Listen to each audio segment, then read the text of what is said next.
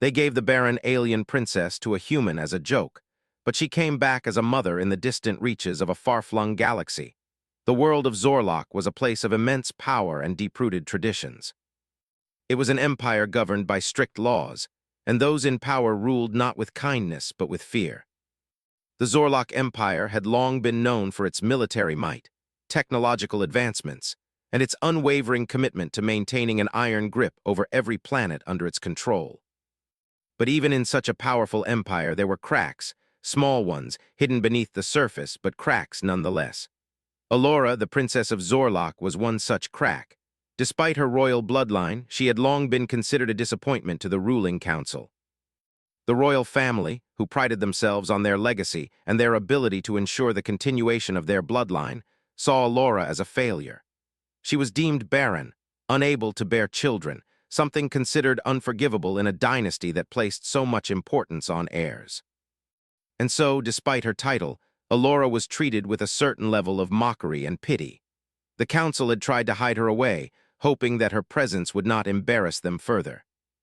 She was often left in isolation, a symbol of what had gone wrong in the otherwise flawless empire. The men who held power in Zorlok found her to be a burden, a reminder of their vulnerability. They often discussed how to handle her, not with concern for her well-being, but with cold calculation. One day, in the great hall of the empire's capital, a conversation took place that would change everything. The council, sitting around a table made of polished obsidian, spoke of an idea that they believed was both humorous and fitting. They had been trying for years to fix the problem that was Princess Allura, but nothing had worked. They considered sending her away to some remote corner of the galaxy, where she would live out her days in quiet exile. But then, one of the younger members of the council, a man named Dren, suggested something more entertaining. "Why don't we send her to the humans?" Dren asked, a smirk playing on his lips. "They'll never be able to handle her. After all, their species is known for being, what's the word, unpredictable." The idea caught the attention of the others. They laughed at the thought of sending Allura to a human. The humans were a fledgling species in the galactic community, struggling to survive on the harsh planets they had called home. They were known for their unpredictable nature, their quick tempers, and their inability to understand the delicacies of intergalactic diplomacy. It was a perfect joke, or so they thought. Allura, who had long been kept in the dark about the discussions that had taken place behind her back, was summoned to the council chamber. She walked in with her head held high, though inside, she was filled with a quiet rage. She had grown used to the whispers and the sneers. To her, they were nothing more than the sounds of people who feared what they could not understand. But when she entered the room and saw the council staring at her, a chill ran down her spine. Something was different. She could feel the weight of their eyes on her, and it was more oppressive than it had ever been before. The grand hall fell silent as she approached the table, her footsteps echoing off the cold, stone floor. As she took her seat at the head of the table, the council began to speak. "Princess Allura," the High Elder began, his voice cold and calculated, "we have decided on a new course of action. We believe it would be beneficial for the Empire if you were to spend some time away from Zorlok in the company of humans. It's time for you to broaden your horizons, to learn from them." Allura stared at him, her expression unreadable. She had heard these kinds of words before. They were always veiled insults, always meant to remind her of her place.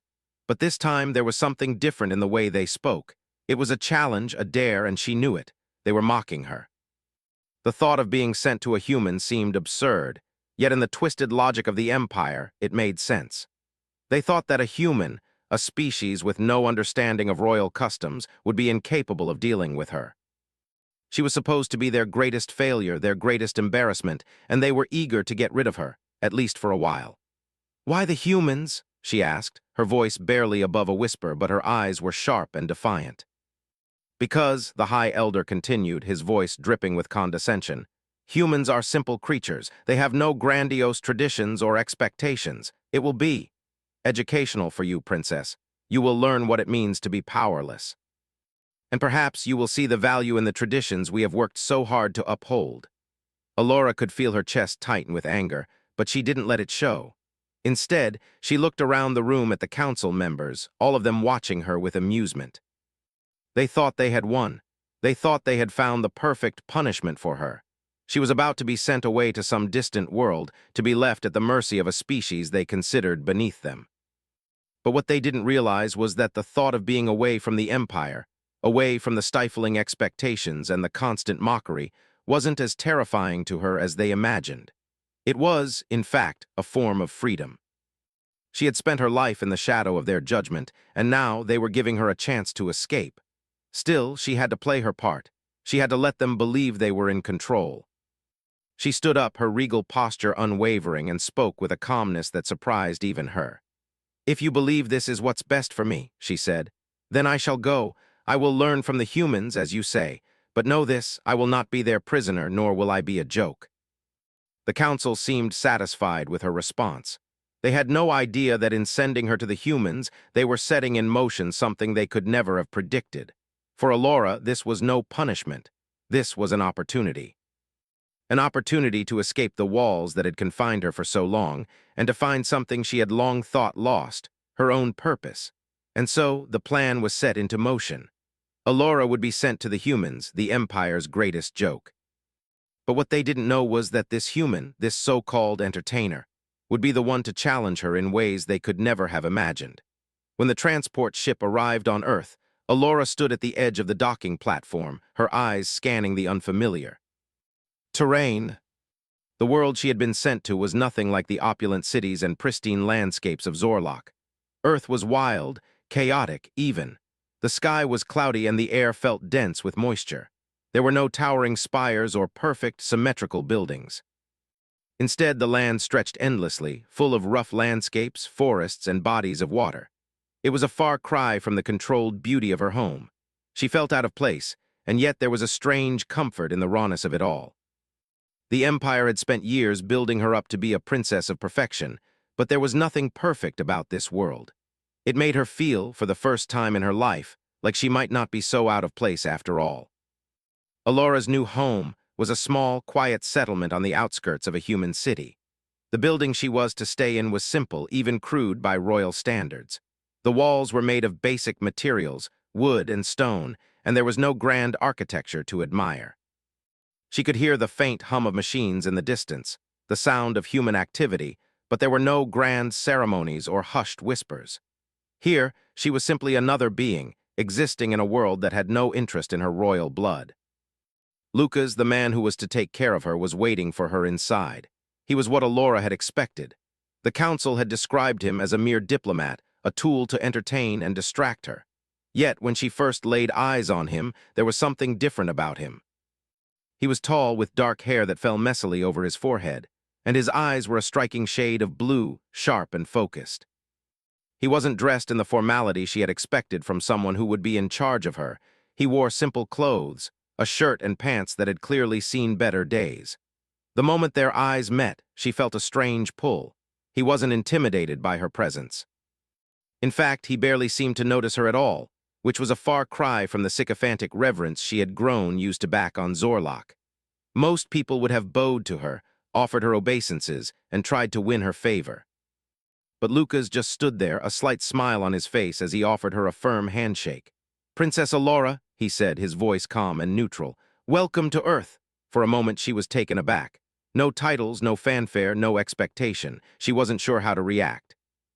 She had spent her life as the center of attention, treated as an object to be protected and revered. But here, in front of this human, she was nothing more than a guest. "Thank you," she replied, trying to hide the uncertainty in her voice. She had expected to feel anger or humiliation, but instead she felt curious. Why was he so unaffected by her presence? Lucas led her into the building, and Alora took in the surroundings. It was modest, but there was a certain charm to it. The air was thick with the smell of food, and in the corner she could see a fire burning in a small stove.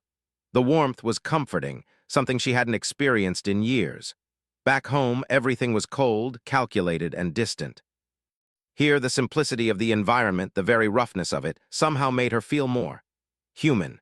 He motioned for her to sit at a small wooden table, and as she did, Lucas prepared a meal for her. The food was simple, nothing extravagant, but the smell made her stomach growl. It had been a long journey, and despite her pride, she found herself famished. "This is food?" she asked, eyeing the bread and vegetables before her. He chuckled lightly. "It's what we eat here." Not much of a banquet, but it'll keep you going. As she hesitated, he took a seat across from her and began eating without ceremony. Alora watched him carefully. It seemed so ordinary, so unimportant. There was nothing here to remind her of her royalty. She could have been any woman from anywhere, sitting at a humble table, eating a humble meal. Lucas noticed her hesitation and offered her a piece of bread. If you don't like it, there's no pressure. I'll admit it's not fancy. She took the bread slowly, testing the texture before finally biting into it. To her surprise, it wasn't bad. It was nothing compared to the fine dishes she had been accustomed to, but it was satisfying. The simplicity of it, the lack of pretense, was refreshing. "Do you not have any grand banquets on this planet?" Alora asked, her voice laced with curiosity. "Not really," Lucas answered, chewing thoughtfully. "We've got big events, but it's mostly just food and people talking. Nothing like what you'd find in the Empire, I'm sure." She nodded, taking another bite. The meal passed in comfortable silence. There was no pressure to fill the air with polite conversation, no forced pleasantries. It was different but not unpleasant. After a while, Lucas spoke again. "So, Princess," he began, the words hanging between them with a strange weight. "How are you feeling?" Alora met his gaze, surprised by the question. He wasn't asking as a servant or a person of authority, but as someone genuinely curious. No one had asked her how she was in a long time. People often assumed she was fine or simply didn't care.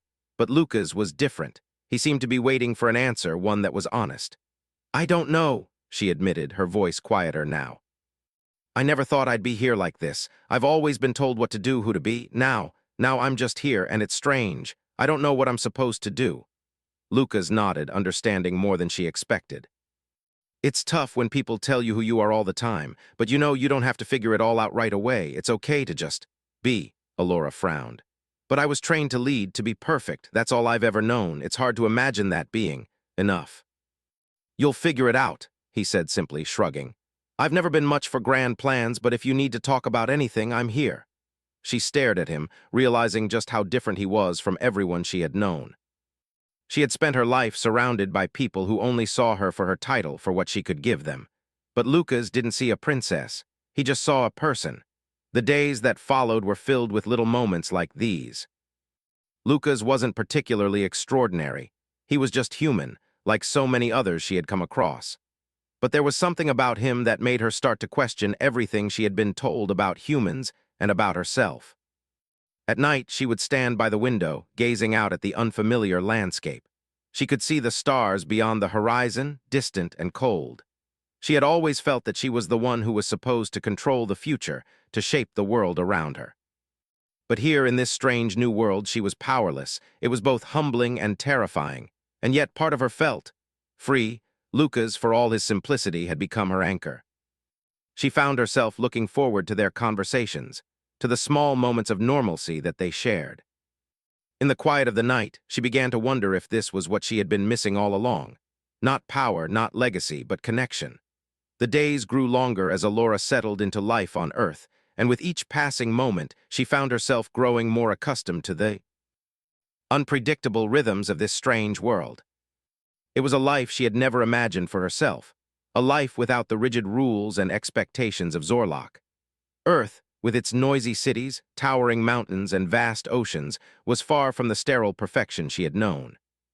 And yet it was in this chaos that she began to feel something she hadn't experienced in years: peace. Lucas, ever the quiet companion, never pushed her into anything. He didn't expect anything from her. They would share meals together, work on simple tasks, and sometimes they would sit in silence for hours.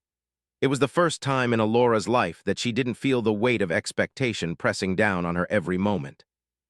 And while she was still the princess of a powerful empire here on Earth, she could simply be herself. One day, as the two of them were walking through the forest that surrounded the settlement, Alora found herself fascinated by the natural world. The trees, with their massive trunks and leaves that shimmered in the wind, seemed so alive in a way she had never seen before. On Zorlok, nature was carefully controlled, shaped into gardens and forests that were only allowed to grow in very specific ways. But here the trees seemed to reach toward the sky without any need for permission. Lucas, noticing her interest, smiled and paused beside her. "You like it here, don't you?" Alora nodded, her eyes scanning the horizon. "It's different. I've never seen anything like it before." the way the world works, he said. Things grow, they change, they die, and they grow again. Nothing stays the same, but that's okay. Alora looked at him, unsure of what he meant. On Zorlok, everything is so controlled. People are born into their roles, their futures decided before they can even walk. But here it feels like anything is possible. Lucas gave a soft chuckle. I'm not sure about that. Earth has its own share of problems, but I understand what you mean. We're always fighting against what's expected of us, even if we don't always know what we want. She thought about that for a long time as they walked. For the first time in her life, she wondered if she had ever really known what she wanted. Zorlok had always been about legacy, about what she was supposed to be, who she was supposed to become. And in all of it, she had never truly asked herself who she was. As the days went by, their quiet routine continued. But something was changing in Alora. It wasn't just the landscape that was shifting around her. It was something deeper, something she couldn't quite explain. Every time she looked at Lucas, she felt a flicker of something she hadn't known in years. He was kind, patient, and completely different from the men who had always surrounded her. There were no expectations, no hidden agendas with him. It was all so simple. One evening, after a long day of work in the fields, they sat together by the small fire they had built. The stars hung in the sky above them, endless and bright, a reminder that the universe was vast and uncharted, even for someone like her. Alora found herself staring into the flames, lost in thought, when Lucas spoke again. You seem different, he said quietly, his voice softer than usual. Alora's gaze flickered to him, but she didn't answer right away. Instead, she picked up a small stone from the ground and began to toss it from hand to hand, as if she needed the action to help her find the right words. I've been thinking, she began slowly.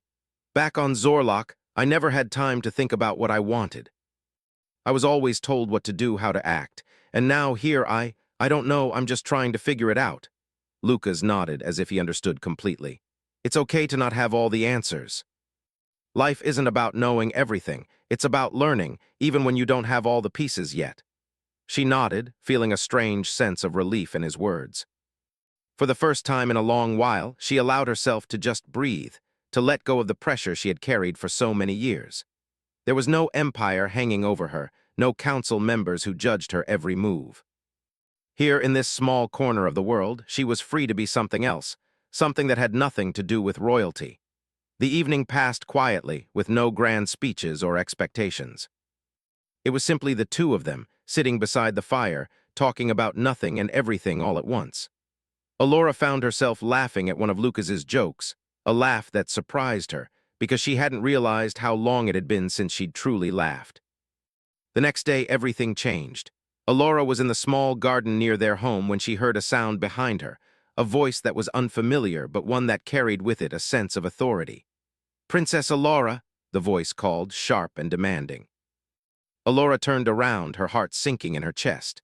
Standing before her was a man in military uniform, bearing the insignia of the Zorlok Empire. His eyes were cold, unfeeling, and the very sight of him made her blood run cold.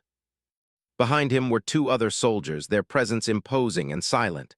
"What are you doing here?" Alora asked, her voice tight with a mix of anger and fear. She had been free of her past for so long, and now it had come to find her. The man didn't answer at first. He simply looked at her, his gaze scanning her with contempt. Then finally he spoke. "The Empire sends its regards. You have been summoned to return to Zorlok. Your absence has been noted, and it is time you fulfill your duty." Alora's heart thudded painfully in her chest. It was happening. The Empire had sent for her. They couldn't leave her alone. They never would. "I'm not going back," she said, her voice trembling but with defiance. "I'm done with the Empire. I'm not your princess anymore." The man's lips curled into a sneer. "You have no choice in the matter. The High Council demands your return. Your vacation is over." Alora felt a surge of fury. How dare they send soldiers after her? How dare they think they could force her back into the cage she had fought so hard to escape? Before she could respond, Lucas appeared at her side, his presence strong and calm. He didn't say a word to the soldiers. Instead, he stood in front of Alora, his body a protective barrier between her and the soldiers. His eyes met the soldiers with a calm, steady gaze, unafraid. "You can't take her," Lucas said, his voice low but firm. "She's not your property." The soldier who had spoken earlier sneered at him. "And who are you to stop us, human?" I'm the one who will stop you, Lucas replied, his stance unyielding. She stays here. For a long moment, the soldiers' eyes flickered between Lucas and Alora. It was clear they hadn't expected this. The Zorlok soldiers were used to easy victories, to bending everyone to their will. But Lucas wasn't like the others they had encountered. He wasn't intimidated, and that was something the soldiers weren't prepared for. Finally, the leader of the soldiers gave a curt nod. This isn't over, he warned, his voice low and dangerous. You will return to Zorlok, princess. You will return or we will come back for you. And with that, they turned and left, retreating back into the forest from which they had come. Alora stood frozen, staring at the spot where the soldiers had been moments ago. Her body was shaking with a mixture of fear and rage. She wanted to run after them, to scream at them, to tell them she was done. But she didn't. Instead, she stood there, still as a statue, trying to process what had just happened. Lucas stepped closer, his hand gently resting on her shoulder. Are you okay? He asked, his voice soft but filled with concern. Alora nodded, though she wasn't sure she believed it herself. I'm not going back, she said, her voice steady now, filled with a resolve she hadn't known she had. Then we won't let them take you, Lucas said, his words a promise. For the first time since she had left Zorlok, Alora felt like she had someone on her side, someone who didn't see her as a princess or a failure. Lucas saw her as a person. And that, in itself, was worth more than any title she had ever held. The days following the visit from the Zorlok soldiers were tense, but Alora felt a strange sense of clarity settling over her. The encounter with the soldiers had shaken her, of course. After all, her ties to the Empire were not something she could easily escape. But for the first time, she realized just how much power she actually had, even in this small corner of the galaxy. She wasn't the princess they had once known. She wasn't bound by their expectations anymore. She was free, or at least she had the chance to be. Lucas, too, had been quiet since that day, though his presence was a constant reassurance. He didn't question her decision to stay, nor did he try to convince her to return to Zorlok. Instead, he simply went about his days, continuing with his work, but always keeping an eye on her, always ensuring she was safe. There was no pressure, no push. In his own way, Lucas had become her protector, even though she hadn't asked him to be. The Zorlok soldiers hadn't come back, at least not yet. But Alora knew it was only a matter of time before they would try again. The Empire never gave up so easily. They had sent the soldiers to retrieve her once, and they would send more if they had to. But she wasn't going to let that happen. She wouldn't go back to being a prisoner in her own home, shackled by their rules and their judgments. She had found something here, something worth fighting for. One evening, as the sun began to set and the sky was painted with hues of orange and pink, Alora found herself standing on the edge of the small settlement, gazing out over the vast wilderness that stretched before her. It was peaceful here, so different from the constant noise and chaos of Zorlok. Here, she could hear the wind rustling through the trees, the chirping of distant animals, and the soft lapping of water against the shore. There was nothing to remind her of the life she had left behind, and in that silence she began to feel a sense of belonging that she had never felt before. Lucas appeared beside her, his footsteps soft on the ground. You all right? He asked, his voice gentle. Alora didn't turn to look at him right away. She simply continued to watch the horizon, her thoughts drifting. I'm thinking, she said finally, about everything, about what comes next. He nodded, understanding without needing to ask for clarification. It's a lot to take in, I know. I never thought I would have to make these kinds of choices, she confessed. Back home, everything was planned for me. My life, my future, it was all laid out. I never had to ask myself what I wanted. I was supposed to be a symbol, a piece in their grand design, but here it's different. Yeah, Lucas said. On Earth, we don't have much, but we have freedom. The freedom to choose what we want to do with our lives, and it's not always easy, but it's ours. Alora took a deep breath, feeling the weight of his words settle in her chest. Freedom. She had always thought she had everything, that her title was enough. But in reality, she had been living in a cage of expectations, unable to escape, unable to truly be herself. Now, here on Earth, she was learning what it meant to make her own choices, to shape her own path. The silence stretched between them for a moment, comfortable and unhurried. Finally, Alora turned to Lucas, her eyes filled with determination. I'm not going back to Zorlok, she said, her voice steady. I know what they'll do to me if I go back. They'll try to break me again, but I'm not going to let them. I won't go back to being their puppet. Lucas met her gaze with a quiet strength. "I'm with you," he said simply. "I won't let them take you either." For the first time in weeks, Alora allowed herself a small smile. It was a rare thing, a smile that didn't come from duty or obligation, but from a genuine sense of hope. She wasn't alone anymore. She had someone who cared for her, who was willing to stand by her side no matter what. And that made all the difference. The next few days were spent in preparation. Alora and Lucas knew that it was only a matter of time before the Empire would send more soldiers, more forces to bring her back. And when that time came, they needed to be ready. They spent hours strategizing, discussing their options, and gathering resources. Lucas taught Alora how to navigate the forests around them, how to find food and shelter in the wilderness, and how to defend herself if the need arose. Though she had never been trained in such things, Alora quickly adapted, her natural intelligence and strength allowing her to learn faster than she had expected. In the evenings, they would sit by the fire, planning their next steps, but also talking about simpler things. They spoke of Earth's history, its wars, its triumphs, and its mistakes. They shared stories of their childhoods, of what they had lost and what they had gained. Alora found herself opening up to Lucas in a way she never had before. There was no judgment in his eyes, no expectation. It was as if he simply wanted to know her, not as a princess or a symbol, but as a person. One evening, as they sat together, Alora found herself reflecting on all that had changed in such a short amount of time. She had come to Earth as a broken, defeated princess, sent away as a joke, a mere pawn in a political game. But now she felt different, stronger. She was no longer the helpless royal who had been discarded by her empire. She had found her strength, her voice, and she had found someone who saw her for who she truly was, not for her title or her past. Lucas, too, had changed. The man who had once been simply a diplomat, a caretaker, had become her partner, her ally. He had shown her what it meant to live with purpose, to fight for something worth believing in. And though their future was uncertain, Alora knew one thing for sure. She wasn't alone anymore. It wasn't long before the inevitable happened. One afternoon, as they were working on a small project near their shelter, a group of figures appeared on the horizon, moving swiftly and with purpose. Alora's heart sank as she recognized the familiar insignia of the Zorlok military. They had come for her just as she had known they would. Without hesitation, Lucas grabbed her arm, pulling her toward the woods. "We need to move, now." Alora's mind raced, but her body reacted instinctively. She ran with him, her heart pounding in her chest, her thoughts focused only on one thing, survival.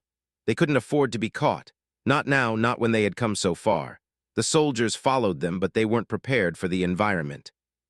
Earth's forests were dense, tangled, and filled with natural obstacles. Alora and Lucas knew the land better than they had expected, and they used that knowledge to their advantage, slipping through the trees and out of sight. As they moved deeper into the forest, Alora's breathing began to slow. She looked up at Lucas, who was leading her with steady confidence. She knew he would do everything in his power to protect her, but she also knew that they couldn't keep running forever. They would need to confront the Empire sooner or later, but for now they had the forest. They had each other. And that, Alora realized, was enough. The days that followed were a blur of movement, tension, and constant vigilance. Alora and Lucas had learned to live on the run, moving through the dense forests and the scattered settlements of Earth's wilderness. They knew they couldn't stay in one place for too long. The Zorlok soldiers were relentless, and their reach was far greater than anything they had encountered before. But Alora wasn't afraid anymore. She wasn't the princess they could manipulate, the woman who cowered in fear of her fate. No, now she was something more. She was a fighter, a survivor, and she would not allow herself to be taken back. They kept to the shadows, traveling only at night and resting during the day in hidden places. Lucas had taught her the ways of the wilderness, how to track animals, how to find food when there was nothing around, and how to use the environment to their advantage. It wasn't easy, and there were many times when Alora felt the exhaustion weigh down on her, but she refused to give in. She had made a choice, and she would see it through. One evening, as they made camp in a small cave by a fast-flowing river, Alora sat by the fire, staring into the flickering flames. Her mind was a whirlwind of thoughts. She thought about the life she had left behind on Zorlok, about her father, the Emperor, and the empire that had cast her aside as a failure. She thought about the soldiers who had come to take her, and about the growing sense of urgency that had begun to creep into her heart.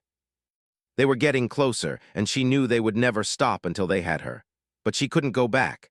The thought of returning to Zorlok made her stomach turn. She had spent her entire life trying to live up to the expectations of others, trying to be the perfect princess, the heir who would save her people. But that wasn't who she was. She had learned that the hard way, and she was done pretending. Lucas sat beside her, his eyes scanning the darkened woods around them. He hadn't said much lately, but Alora could feel the tension in the air. They were both on edge, waiting for the inevitable clash with the Zorlok forces. But Lucas, as always, was calm, his steady presence a rock in the storm of uncertainty. "Do you ever wonder if we'll make it?" Alora asked softly, her voice barely more than a whisper. Lucas turned his gaze to her, his expression unreadable in the firelight. "Every day," he said, his voice quiet but firm. "But we can't let that stop us. We've come this far and we've got a chance. We just have to keep going." She nodded, though doubt still lingered in her mind. The Empire had vast resources, and the soldiers who hunted her were well-trained, relentless. Alora had no illusions about how difficult the road ahead would be. But the thought of returning to the life they had once tried to force upon her was worse than anything the Empire could throw at her. That night, as they sat by the fire, they were suddenly interrupted by a rustling noise coming from the entrance of the cave. Both Alora and Lucas froze, their senses heightened. Alora reached for the small blade she kept at her side, her heart pounding in her chest. It could be the soldiers, or it could be an animal. Either way, they had to be ready. Lucas stood silently, his body tense as the rustling grew louder. But then, to their surprise, a small figure emerged from the darkness. It was a girl, no older than 12 or 13, with ragged clothes and wild eyes. She appeared to be human, but there was something about her that made Alora pause. The girl was trembling, and she looked as though she had been running for days. "Please," the girl gasped, her voice hoarse. "Help me." Lucas took a cautious step forward, his protective instincts kicking in. "Who are you?" he asked, his tone gentle but wary. I'm from the village," the girl explained, her voice shaking. "The soldiers, they came. They're looking for someone. Please, you have to help me." "They'll kill us all if you don't." Alora exchanged a glance with Lucas. The soldiers, she knew they were closing in, but this was something new. A child, alone, running from the very forces that had already caused them so much pain. She felt a surge of empathy for the girl, a feeling that caught her by surprise. She had once been like this, vulnerable, desperate, seeking help in a world that wanted to break her. "Of course we'll help you," Alora said without hesitation, her voice steady. She rose to her feet, her instincts kicking in as she moved toward the girl. "Come with us, you're safe here." The girl seemed to collapse in relief, her body trembling as she sank to the ground. Lucas immediately moved to her side, offering her water and some of their food. Alora could see the exhaustion on the girl's face, the signs of someone who had been through far more than she should have. As the girl ate, she told them her story. Her village had been peaceful, far removed from the political struggles of the Empire. But recently, the soldiers had come, searching for someone, hunting down anyone who might pose a threat to the Empire. They had burned homes, destroyed crops, and killed anyone who resisted. The girl had barely managed to escape, running through the night to find refuge. "They want to kill my family," the girl said, her voice breaking. "I don't know why, I don't know who they're looking for." Alora listened, her heart aching for the girl's pain. She couldn't help but draw a connection between this girl and herself. She had once been the target of the Empire's cruelty, only her circumstances had been different. She hadn't been an innocent child. She had been a princess, a symbol of the Empire's power. But it was the same manipulation, control, and destruction. "Where are they now?" Lucas asked, his voice steady as he helped the girl settle into a corner of the cave. "They're close," the girl replied, wiping her eyes. "I heard them coming through the woods. They'll find me if I stay here." Alora turned to Lucas, her mind racing. This was no longer just about her escape. This was about helping others who had been affected by the Empire's cruelty. They had a choice: continue to run or stand up and fight for those who couldn't protect themselves. "We can't let them take her," Alora said, her voice firm with resolve. "We can't let the Empire do this to people anymore." Lucas nodded. He had always known this moment would come, when they would have to make a choice about how far they were willing to go, what they were willing to risk. It wasn't just about survival anymore. It was about standing up for what was right. The plan they formed that night was risky, but it was their only option. They couldn't keep running forever. They had to confront the Empire head-on, show them that they couldn't control everything, that they couldn't destroy everyone who didn't fit into their plans. The next morning, they left the cave, the girl safely in tow, and began their journey toward the nearest settlement where they could gather supplies and rally others who had suffered under the Empire's rule. They didn't know what would happen next, but they knew one thing for certain: they weren't going to hide anymore. They were going to fight. And when the soldiers arrived, led by a commander who had been hunting Allura for months, they would find something very different than what they expected. They would find a woman who had no intention of being a puppet anymore, a woman who had the courage to stand up for herself, for the people she loved, and for a future where the Empire's tyranny would no longer rule over them. The battle that was about to begin would change everything, and it would be the beginning of a new chapter, not just for Allura, but for the galaxy itself.